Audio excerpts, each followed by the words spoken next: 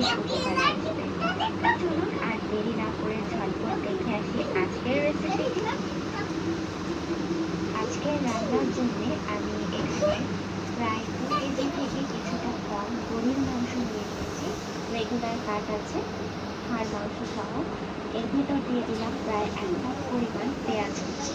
এরপর দিয়ে দিচ্ছি গোটা গরম মশলা, 3টা তেজপাতা, 3টা দারচিনি, 6 থেকে 7টা আস্ত কালো গোলমরিচ, 3 থেকে 4টা লবঙ্গ আর 4 থেকে 5টা এলাচ মাথাটা একটু ফেড়ে দিয়েছি।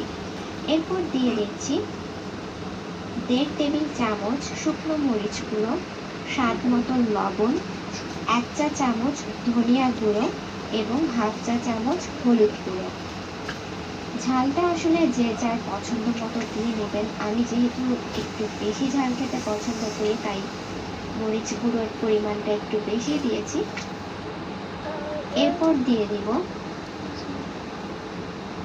পেঁয়াজ বাটা 1 টেবিল চামচ, আদা বাটা 2 টেবিল চামচ, জিরা বাটা 1.5 চা চামচ এবং রসুন বাটা দিয়ে দিব 1 টেবিল চামচ। এরপর আমি এর ভেতর সয়াবিন তেল দিয়ে দিচ্ছি 1/2 কাপ পরিমাণ।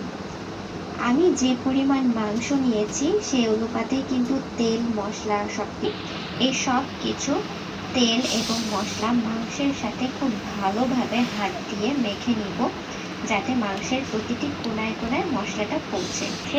এখন আমি নেড়ে চেড়ে দিচ্ছি এবং আবারও ঢাকনা দিয়ে ঢেকে পানিটা পুরোপুরি শুকিয়ে যাওয়া পর্যন্ত অপেক্ষা করছি।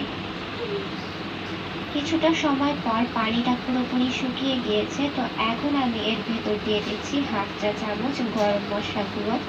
এটা আসলে মশলা মাখাবার সময় আমার দিতে মনে ছিল না, তাই আমি পরে দিয়ে দিলাম। আপনারা চাইলে প্রথমেও দিয়ে মেখে নিতে পারেন।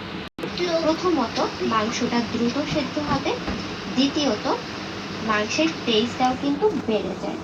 পানিটা এমনভাবে দেব যাতে মাংসগুলো পানির নিচে ডুবে থাকে। এখন মিডিয়াম আঁচে মাংসটাকে ঢাকনা দিয়ে ঢেকে আমি পুরোপুরি সেদ্ধ করে নিব। ঢাকনা দিয়ে যদি ঢেকে দেন তাহলে মাংস কিন্তু তাড়াতাড়ি সেদ্ধ হয়ে যায়। বেশন করব। আমার আজকের রান্নাটা আপনাদের কাছে কেমন লাগলো তা কিন্তু কমেন্ট করে জানাতে একদমই ভুলবেন না।